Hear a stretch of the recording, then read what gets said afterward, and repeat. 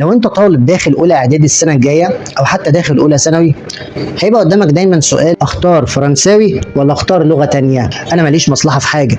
ليه؟ لان كده كده 90% من المدارس المصريه لازم فيها تختار فرنساوي لعدم وجود مدرسين للمواد التانية اصلا.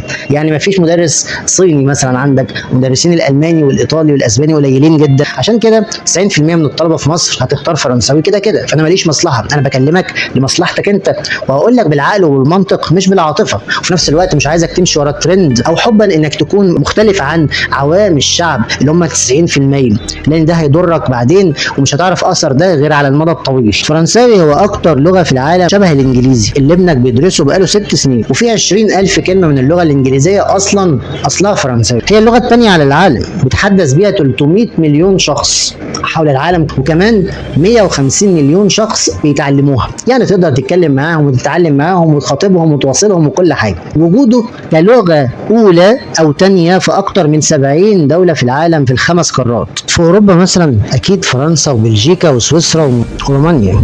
عندك دول افريقيه كتير بتتكلم فرنساوي زي الكونغو الديمقراطيه والسنغال والكاميرون ومدغشقر، جيبوتي، جزر القمر وتونس والمغرب والجزائر وموريتانيا. وهي مثلا لغه رسميه كمان في كندا، موجود بقوه في لبنان وفي سوريا وفيتنام وكمبوديا وغيرهم كتير. يعني تلاحظ هي اللغه الوحيده الموجوده بالقارات ال5 بجانب اللغه الانجليزيه. هي لغه المنظمات العالميه في الامم المتحده واليونسكو وحلف الشمال الاطلسي والصليب الاحمر، كمان اللجنه الاولمبيه الدوليه والاتحاد الاوروبي وغيرهم كتير. وده بقى على مستوى عالمي. هتقول لي يا عم انا مالي الكلام ده؟ اقول لك انت مالك ازاي؟ ما انت كده كده ممكن تقابل ده في يوم من الايام، ممكن تسافر، ممكن تشتغل مع دول زي دي، تتعامل معاها بطريقه او باخرى في اي مجال تاني. ورغم ذلك انا هقول لك كمان اهميتها في مصر ايه. لو هتكلم على مصر، هي اللغه الثانيه في اكتر الجامعات. يعني في حقوق فرنساوي، مفيش مثلا حقوق اسباني او الماني. احنا بنطبق في مصر القانون الفرنسي، هكذا في تجاره فرنسي، مفيش مثلا تجاره الماني. وفي ألسن وفي اداب وتربيه وفي لغات وترجمه، كمان طبعا في كليات الشرطه والكليات الحربيه كلها، وده مهم جدا. منتشره جدا على مستوى العالم، من اكتر اللغات منتشره على الانترنت. وفي مجال البرمجه كمان التكنولوجيا، اضمن ليك وظيفه مرموقه لو اتعلمتها. الفرنساوي كمان جاي من اللاتيني، يعني شبه البرتغالي والاسباني والايطالي. يعني لما تتعلمها كويس سهل عليك كمان تتعلم اللغات دي.